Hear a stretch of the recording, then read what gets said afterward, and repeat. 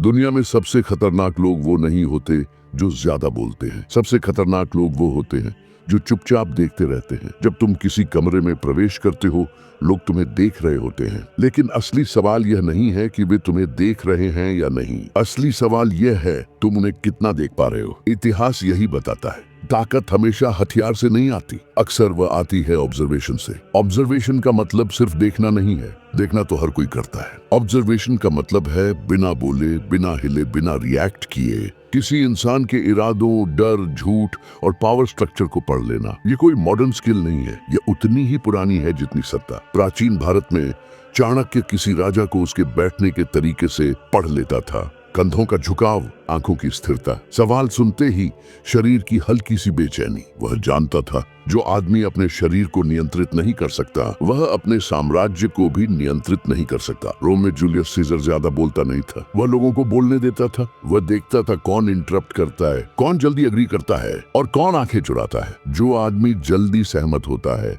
वह या तो डरता है या कुछ छुपा रहा होता है। इतिहास की एक सच्चाई है, लोग गलती करने से नहीं पकड़े जाते, वे पकड़े जाते हैं क्योंकि किसी ने उन्हें ऑब्जर्व कर लिया। ऑब्जर्वेशन और डार्क साइकोलॉजी वहीं से जन्म लेते हैं। जब तुम समझ जाते हो कि लोग खुद को कंट्रोल नहीं कर पाते, तो मैनिपुलेशन ऑटोमेटिक हो जाती है। मध्यकालीन दरबारों में असली ताकत राजा के पास नहीं होती थी, असली ताकत उसके पीछे खड़े उस इंसान के पास होती थी जो सब कुछ देखता था और कुछ नहीं बोलता था। नेपोलियन जानबूझकर मीटिंग्स में साइलेंस क्रिएट करता था, क्योंकि साइलेंस में लोग खुद को रिवील कर देते हैं। जो साइलेंस सहन नहीं कर पाता वो अंदर से अनस्टेबल होता है। कोल्ड वॉर के समय CIA और KGB ने एक बात समझ ली थी, सवाल पूछना जरूरी नहीं, रिएक्शन देखना काफी है। बॉडी लैंग्वेज झूठ नहीं बोलती, आंखें टाइमिंग नहीं छुपा पाती। ऑब्जर्वेशन इंटेरोगेशन से ज्यादा पावरफुल है, क्योंकि ऑब्जर्वेशन निशान नहीं छोड़ती। लेकिन हिस्ट्री ये भी दिखाती है कि ऑब्जर्वेशन इग्नोर करने की कीमत क्या होती है। वियतनाम वॉर में डेटा था, लेकिन ग्राउंड लेवल ऑब्जर्वेशन नहीं थी। एनिमी सामने नहीं था, एनिमी बिहेवियर में था। ऑब्जर्वेशन का पहला रूल यही है, जो सबसे ज्यादा बोलता है वो सबसे ज्यादा एक्सपोज होता है। अब ऑब्जर्वेशन सत्ता से निकलकर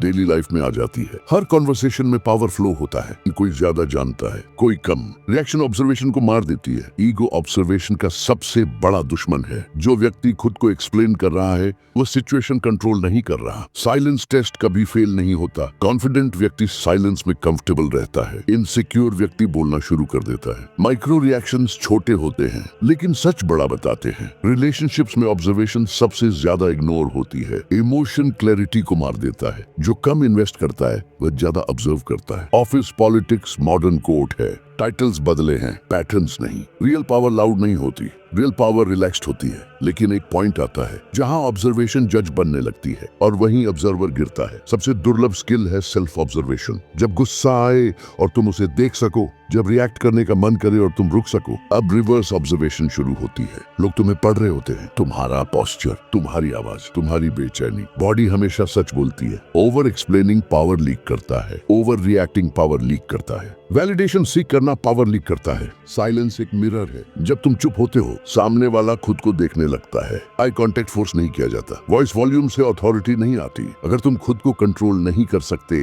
तो कोई और तुम्हें पढ़कर कंट्रोल करेगा। हार्ड टू रीड बनना एक्टिंग नहीं है, प्रेडिक्टेबल रिएक्शंस छोड़ना है। स्ट्रेटेजिक ऑब्जर्वेशन वहीं से शुरू होती है। देखना लेकिन एक्ट न करना। सुन तzu सही कहता था, खुद को जानना दुश्मन को जानने से ज्यादा जरूरी है। टाइमिंग ऑब्जर्वेशन का आखिरी हथियार है। रॉन्ग टाइमिंग पर सही बात भी गलत लगती है। डिलेड रिस्पॉन्स पावर शिफ्ट करता है। अनसर्टेनिटी रिस्पेक्ट बनाती है। इन्फ्लुएंस बोलने से नहीं आती, इन्फ्लुएंस सामने वाले को सुना हुआ महसूस कराने से आती है। स्ट्रेटेजिक ऑब्जर्वर कम रिवील करता है। इंफॉर्मेशन रिवील होते ही लेवरेज खत्म हो जाता है। सबसे सटल पावर पोजीशनिंग है। प्रेजेंस पार्टिसिपेशन से ज्यादा पावरफुल होती है। लेकिन फिर आता है डिटैचमेंट, ऑब्जर्वेशन की आखिरी परत। अटैचमेंट ऑब्जर्वेशन को ब्लाइंड बना देती है। सीजर ने सब देखा लेकिन ब्रूटस को नहीं देख पाया। जो चीज खोने का डर बन जाए वही चीज तुम्हें कंट्रोल करती है। डिटैचमेंट इमोशनलेस होना नहीं है, डिटैचमेंट क्लैरिटी है। डिटैच्ड ऑब्जर्वर जल्दी नहीं करता, एजेंसी फियर से आती है। और फिर आता है आखिरी मोड, सीइंग टू मच,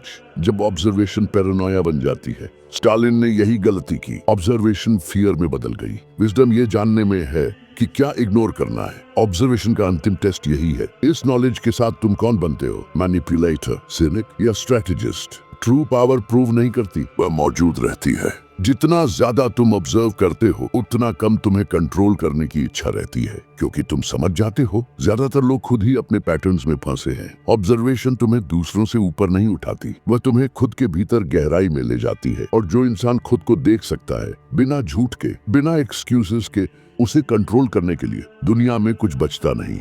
अगर ये सुनते हुए तुम्हें किसी एक लाइन पर भी रुक कर सोचना पड़ा है तो इसका मतलब ये वीडियो तुम्हारे लिए था। अगर तुम चाहते हो कि लोग तुम्हें पढ़े नहीं बल्कि तुम लोगों को पढ़ो तो इस चैनल को सब्सक्राइब करो। यहाँ मोटिवेशन नहीं मिलेगी, यहाँ कंट्रोल सिखाया जाता है। इस वीडियो को लाइक करो ताकि एल्गोरिदम को पता चले कि यह कंटेंट शोर नहीं, सोच बदलता है। और कमेंट में सिर्फ एक शब्द लिखो, ऑब्जर्व, ताकि मुझे पता चले कि तुम सिर्फ सुन नहीं रहे थे, तुम समझ रहे थे।